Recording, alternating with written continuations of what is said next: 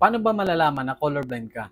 Mahalagang malaman mo ito dahil magagamit mo ito kapag nag-apply ka sa PNP or sa kahit anong profession na disqualification ng color blindness. Ang tawag dito ay color blind test or Ishihara test.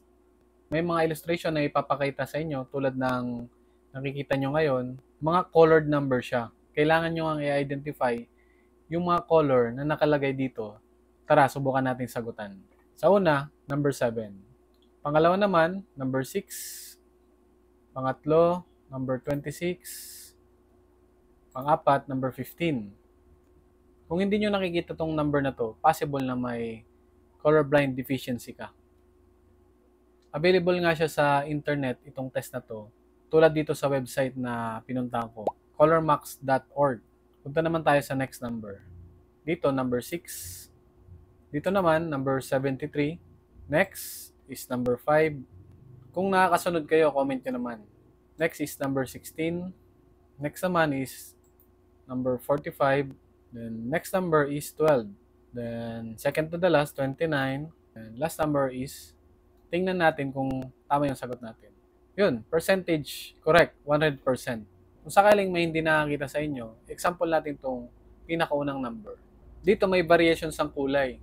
Halo-halo siya. May orange, may pink, may light pink, may yellow, at marami pang iba. Pero nag-stand out yung number 7.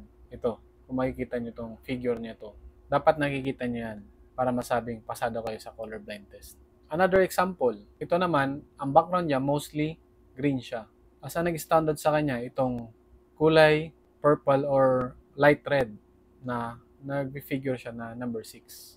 Then, siguro last na to, para for the sake, kung hindi mo talaga siya nakikita, sa mga normal vision, ito yung nakikita nila. Ito naman, gray background, yung nag-stand out na nag-create ng figure na isang number ay ito, number 26. Kulay pinkish siya. Light pink, dark pink, o yan, 26. Napakasimple nga lang ng test na ito. Di mo nga kailangan ng doktor para malaman na colorblind ka.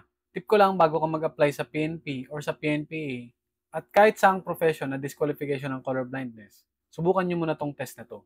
Masasayang lang yung time and effort mo kapag huli mo na nalaman na colorblind ka. Yung mga cases kasi na ganyan. Huwag na lang natin na example yung nasa service. Example natin yung mga college student. For example, piloto. Disqualification ng colorblindness pag magpipiloto ka. What if pumasok ka sa private school ng pagpipiloto? Then lately mo na nalaman na colorblind ka. Sayang lang yung course na kinuha mo.